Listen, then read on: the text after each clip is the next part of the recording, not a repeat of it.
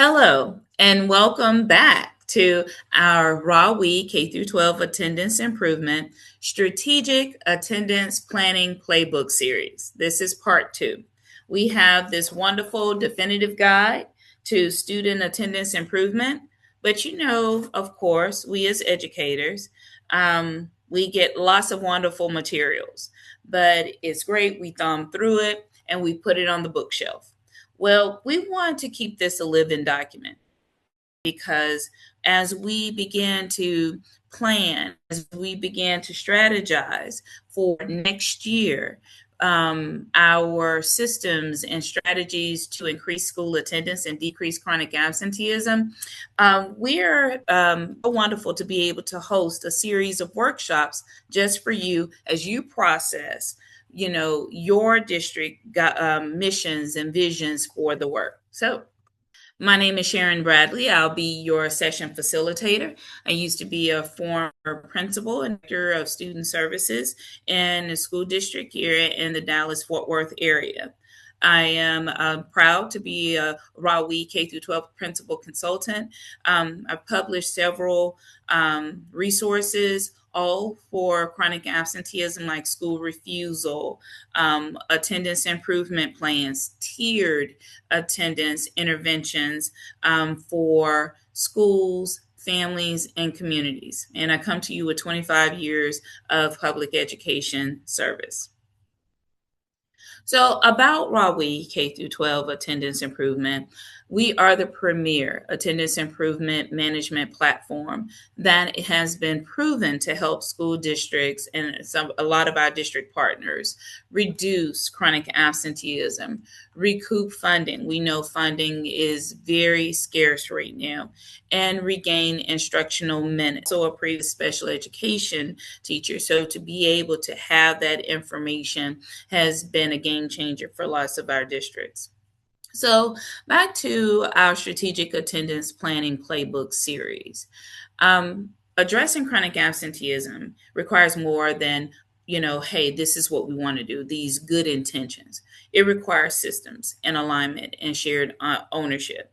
I know that you're here, but I hope that you are not on the island. I hope that you are not the only person that is doing this work. So, part of this workshop is to help you get off the island, is to hopefully give you the language to prevent your district or your network or your school from working in silos.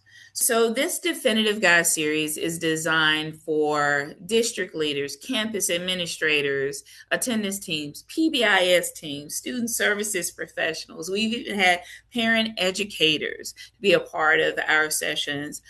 Teachers. Bottom line, if you are student centered, any decisions that you make, any actions that you are focused on, if they're student centered, you have a role in this work and you are in the right place. You want to move from awareness, you want to move from theory to action, and for that action to drive measurable results. Because when we have those measurable results, our kids and our families are re engaged and our students are coming to school on a regular basis. So, as you know, when we have virtual sessions or in person sessions, there's a little community building that takes place. So, before we get into the deep work, I want to ask you a question. If you had a completely free day with no responsibilities, how would you spend it? I mean, no children or no family responsibilities, no professional responsibilities. How would you spend? So, what I would love for you to do is put it in the chat.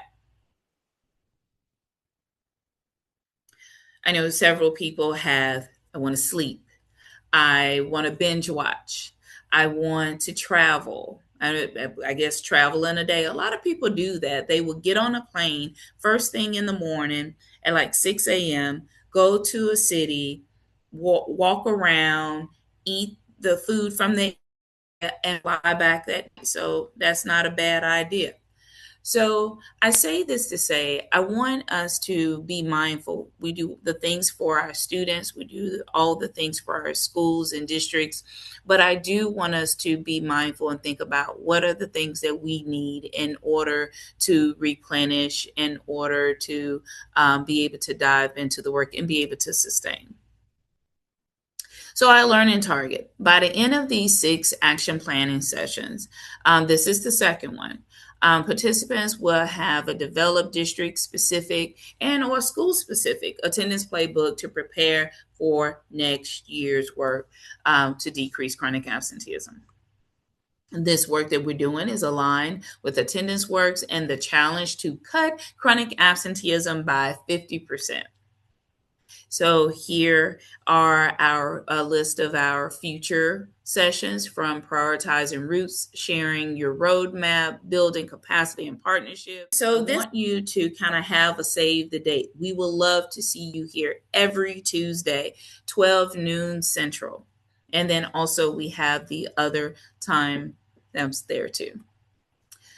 So this book that we will be working through, you'll have all your templates, you have all your information. You can use that QR code that is on your screen right now, and I'm gonna give you a few seconds to download.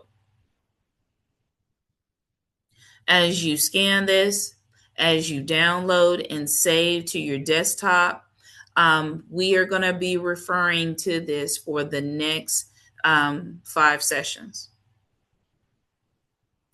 So, as you do that, today's session is all about agreeing upon the destination. Participants are going to learn, and I want to make sure we're describing what we're going to focus on. We're going to strategically connect attendance goals to the district and campus improvement plans. Remember, that is important because if you connect your attendance work to the district improvement plans, there is funding that is available there that can help you. And then also the accountability measures. Remember, what is written gets done. They will you guys will leave with actionable methods to ensure the attendance work is not to be isolated but embedded in academics and student success initiatives, because this is going to help you get the buy-in. This is going to give you the talking points in order to strengthen the leadership so we can strengthen the work. So the goal is to equip you with the language and tools to position attendance as a shared district priority and not a standalone effort. We don't want this to be, this is what we're going to focus on this year or next year. You know that there is not one district or school initiative that can be successful without the kids coming to school. So how can this be a long-term shared priority for your school or district? So let's talk about it. Systems. The reason why we want to focus on systems is because people come and go. And several of the districts that our district partners that we work with, is all this wealth of knowledge. It resides in one person who's been in the district or has been in the school for a long amount of time. We also don't want to just focus on strategies, because strategies are here and go. But if we have a network of charter schools, if we have a district of several schools, no matter which school that student attends, we want to make sure that they have access to the same strategies, the same resources, the same services in order to decrease chronic absenteeism. So this sustainability is key, and we're going to build the plan for that long-term sustainability through this workshop. So building the infrastructure, just like you build a house, you have to frame it.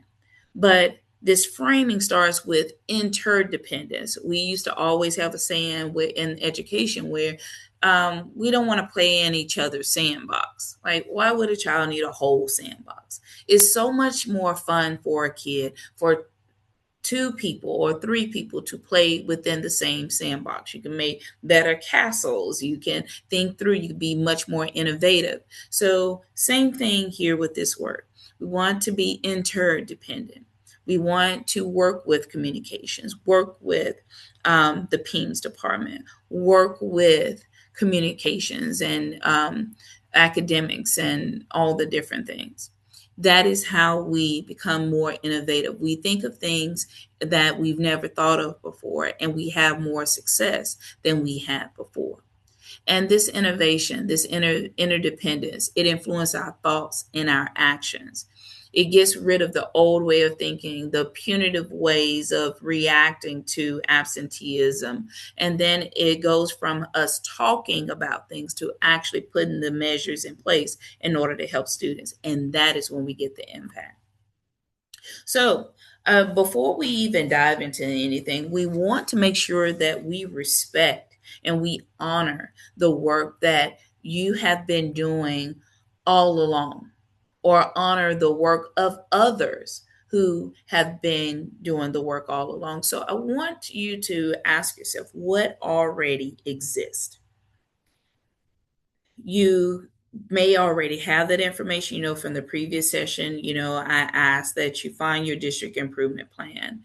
Even if you don't have a district improvement plan, your PBIS plan, whatever plan you would like to work on that you have access to. I mean, it could be school boards. I don't know what already exists that align with attendance or that encourages attendance. And then once you kind of take a look at that and say, where are the gaps? You know, Even if your attendance rate is at 97%, which is great, what are the gaps to help us get to 98, to help us get to 99?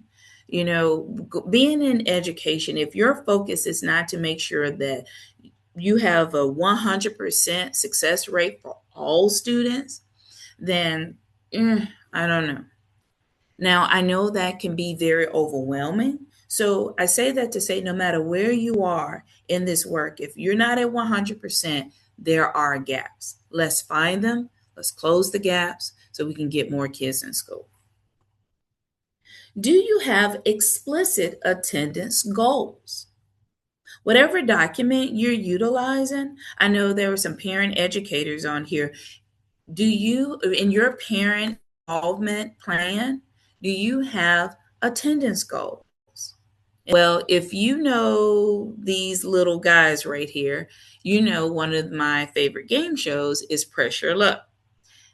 For those of you who don't know what Press Your Luck is, it is a game. They answer questions and then they go to the big board. And on the big board is all these different prizes around the board. And you press this button. If you press the button, you either get the prize, it could be trips, it could be money, it could be extra spins, or it could be the whammy. And the whammy, it takes everything. No matter what you've gained, no matter what progress you've made so far, it takes everything. And I know several of you have reached out to me and said, every time I feel like I'm, increasing attendance, I get pulled back in some sort of way. And you are experiencing a double whammy. Absenteeism is complex. And then it's even worse when the resources that you have been given or that is available to you in order to do the work is very scarce. So this is a document that we put in the chat that from the U.S. government. So what you will see right here, places you probably hadn't thought of. My Title I people out there, Title I funds can be used to increase school attendance for your work.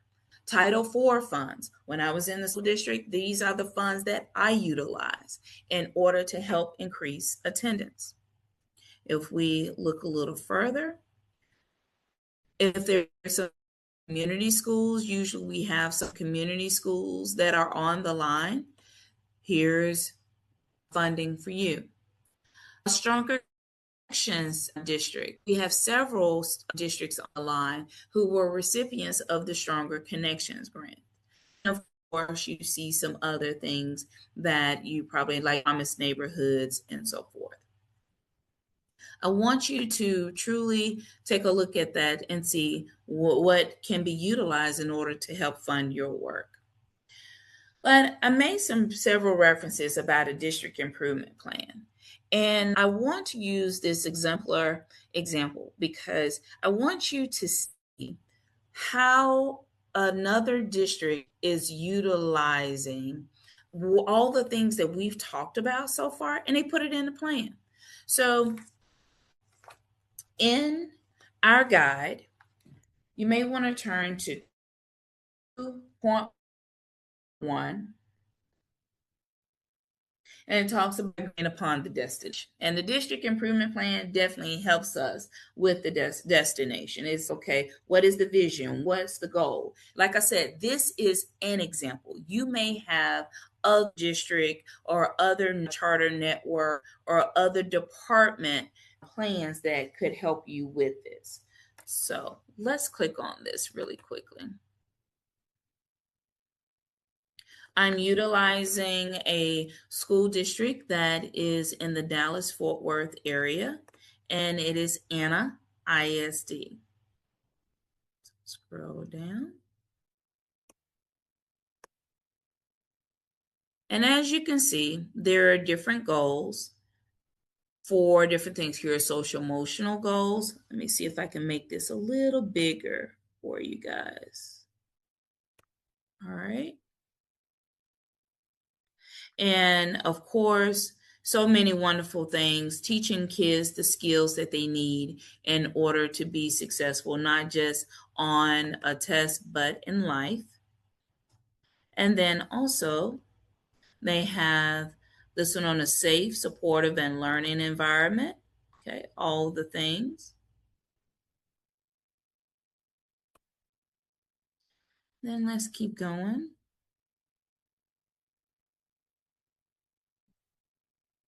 And this is what I really wanted to show you guys. Let's see if I can move this over a bit. This is honestly one of their, take a look at this. Goal one, this is their one of their safety goals.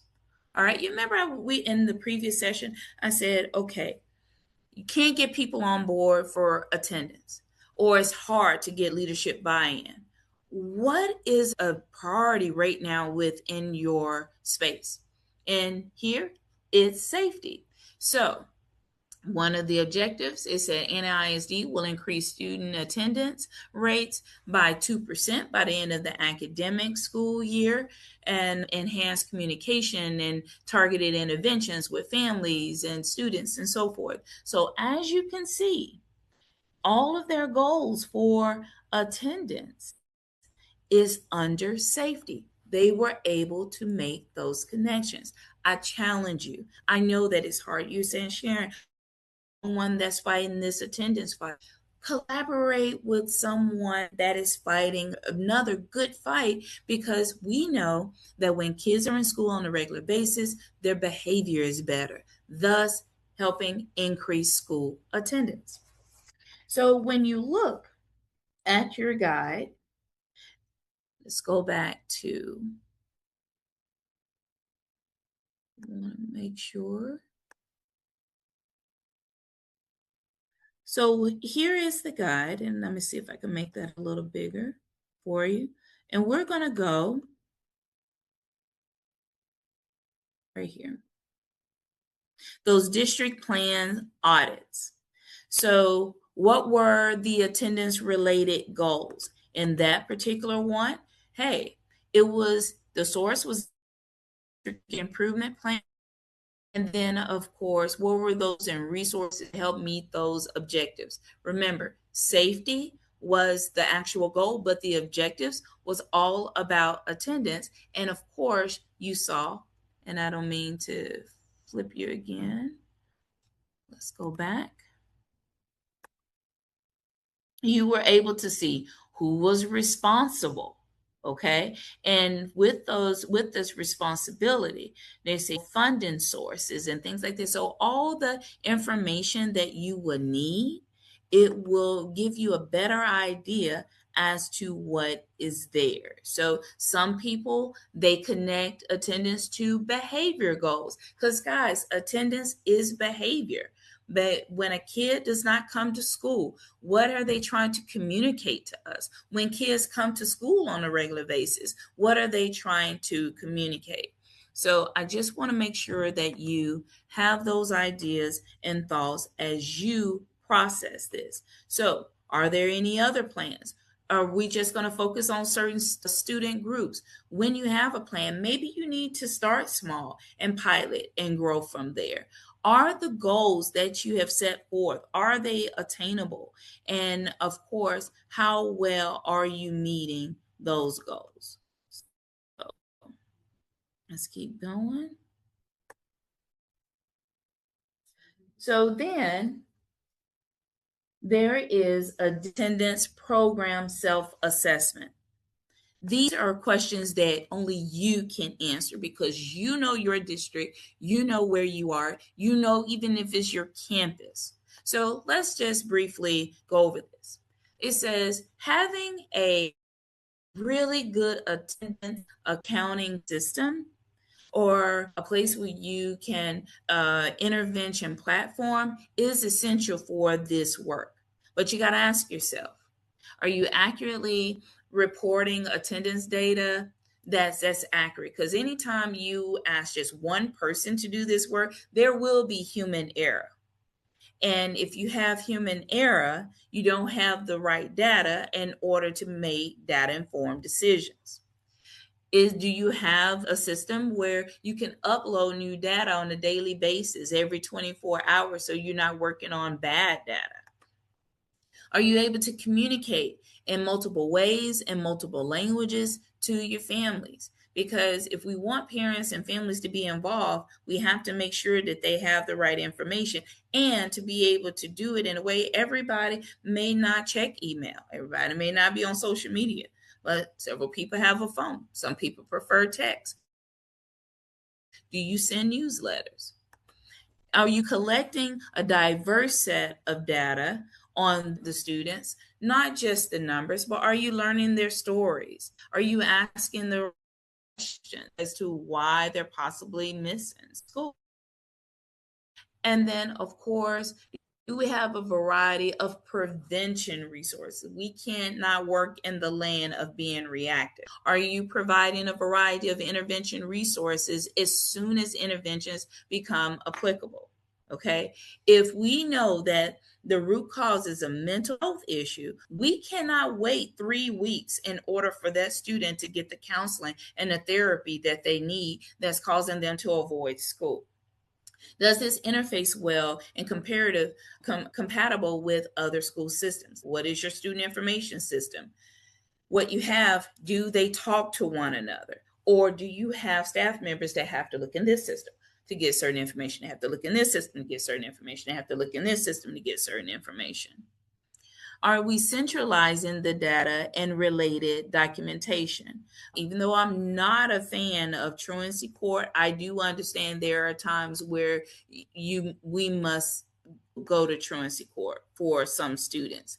And right before truancy court, you don't want to have to go to 10 different people to get information. Can you go to a space where you can see the data? You can see the trends. You can see the interventions that were proposed or that were done all in the same place with 2 clicks. Rawwe has that and it is an amazing platform. And I'm going to tell you right now, it's going to save you lots of headaches and lots of energy and time that you can put forth in other initiatives in your schools and your district. Do you recognize or reward students for positive? Yeah, we reach out to parents for, hey, your kid is missing, but do we send a positive postcard when we say, hey, we noticed Johnny was missing 10 days. Now, this month, he only missed 2, or he hadn't missed any in the last week.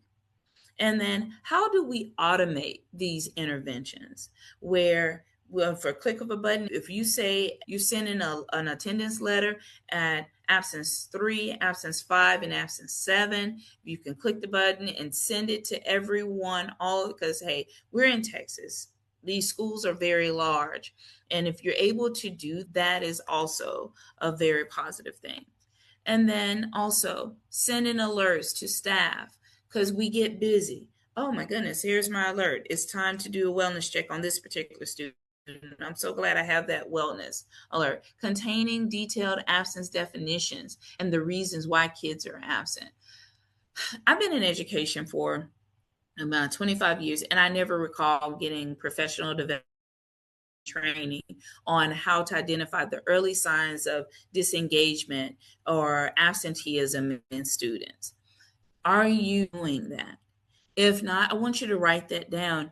I know right now you're planning for in service in August or in July. If it's just for a little bit, let's schedule some time for professional development for our staff. And then, of course, providing that timely tech support and providing feedback so we can have that continuous improvement. So, from that, I hope you were able to write down, hey, yes, we have this, or no, we're not doing this, or we don't have this yet. List your top three strengths of your attendance accounting system right now. And then also, remember we talked about this. What were the gaps? What are your needs? You know what you need in order to be successful. You know what you need in order to move the work forward. So take a moment to do that.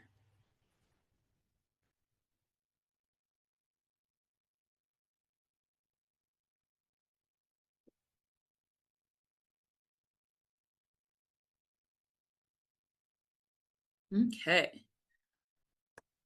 And this is something a little deeper that you would have to do with your team or with, we do not have the time to do this, but hey, everybody loves a good SWOT, right?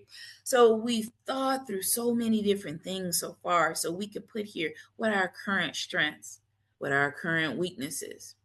This is the box I love. What are the future opportunities? And what are the pending threats? Or I always like to say, who are the pending threats?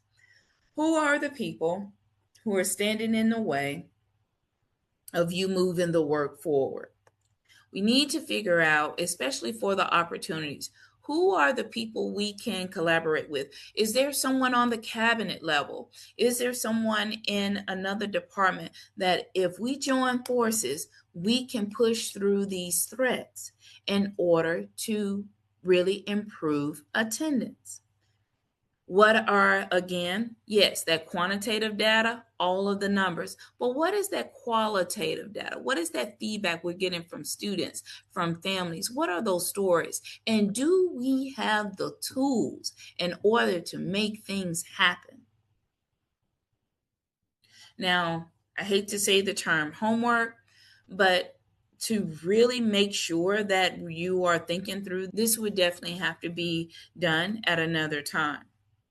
And then once you do that, working backwards, since we know these things, what are the benchmarks? What are the steps that we can do ahead of to make progress in the work? This is not a sprint. This is a marathon. This is a marathon, and also it is a relay race. Because a marathon, usually one person is running, but it is passing the baton to another person, and they do their part, and you do your part. Another person does their part in order to make this happen. Before we wrap up, I want to talk about SMARTY goals. So even if you do not have an attendance goal, in a document, whether, like I said, in the district improvement plan, campus improvement plan, strategic plan, PBIS plan. If you don't see that anywhere, I just want to just briefly just go over a few things that want to make sure you think about as you create one, because I do think it's important for you to create one as you have these conversations. So, of course, the S is for strategic, right? This is a strategic planning workshop. So, each corresponding action has a compelling reason. What is your compelling reason? Is it to improve educational outcomes? Is it to increase literacy rates? Is it to increase math scores? Is it to increase CCMs or graduation rates? What is that strategic and specific action that has that reason? It has to be measurable. Where are you now with attendance? Are you at 92%? Are you at 88%? And where do you want to go? And by when? And is it attainable? In a perfect world, yes. If you're at 90% for attendance and you want to go to 96%, but you know what? That is a huge jump. It is not impossible, but that could be, hey, within this amount of time, within 3 years, we want to go from 90% to 96%. And the R is for results oriented. The established outcome that staff can observe. What can they see? What can they analyze? What can they interpret to determine whether or not the goal is being met? Are literacy scores increasing? Are we seeing more kids engaged and coming to school each day? Are we seeing more parents engaged? Like, what does that look like? And then time bound. What are the intervals? Like, when do we want to get this done? We said we want to get this done over a 3 year period, but are we looking at this and monitoring every grade period? Are we monitoring every month? What does this look like on the campus? What does this look like district wide? And then also, is this inclusive?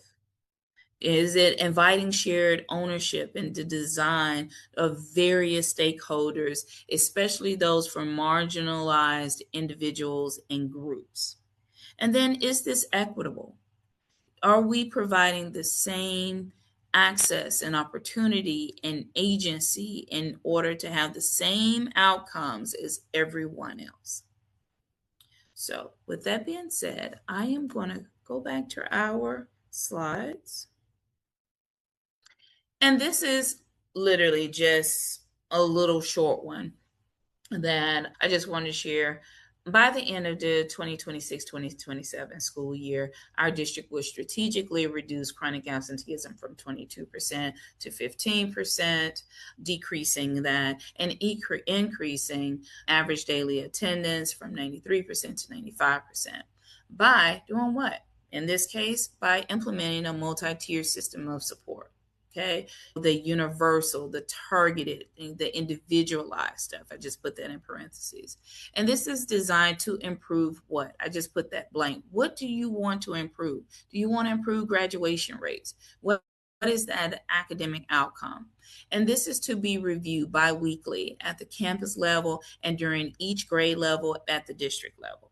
Okay, so I just want to make, what are the expectations for the campus? What's the expect? We need several eyes watching this, not just one. And through inclusive collaboration, we got to collaborate with people. If we want to have increased academic outcomes, we got to play in the sandbox with academics. Okay, we talking about tools and technology and getting the data. We got to play in the sandbox with PEIMS. And then I always said that PEIMS is the head and student services is the heart. So working with student services, if you're not student services yourself, working with communications, how can we get this message out there? And then also by equitably allocating resources and support to remove barriers. We will conduct whatever you'll conduct every 9 weeks to monitor, impact, adjust strategies, and ensure that all student groups have access and opportunity to achieve improved attendance outcomes and academic outcomes. So, of course, as you write goals, we'll love for you to share. And you know that several of you share things in the chat, and I love our chat because one thing I want us to understand is that I'm not the expert. We are all experts, and we learn so much when we learn from one another. But more often, the reason why we do these workshops and all the other professional development sessions is because chronic absenteeism impacts everything. When a kid has good attendance, and they also typically have good behavior and they do good coursework. And we cannot help but to recognize that attendance improvement is also a financial stabilization strategy. Please check us out on YouTube.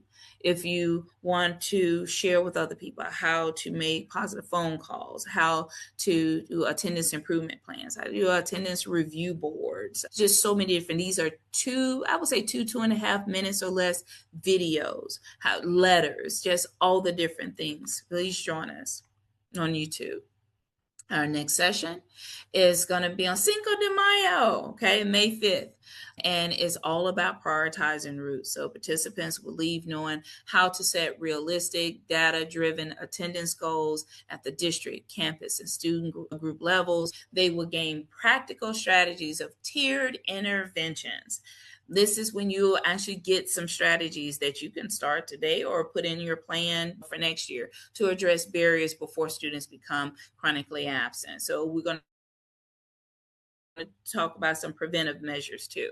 At the end of the session, they will have a road to turn goals into sustained gains in attendance. So is your district looking or school looking for money? Remember the whammies, right?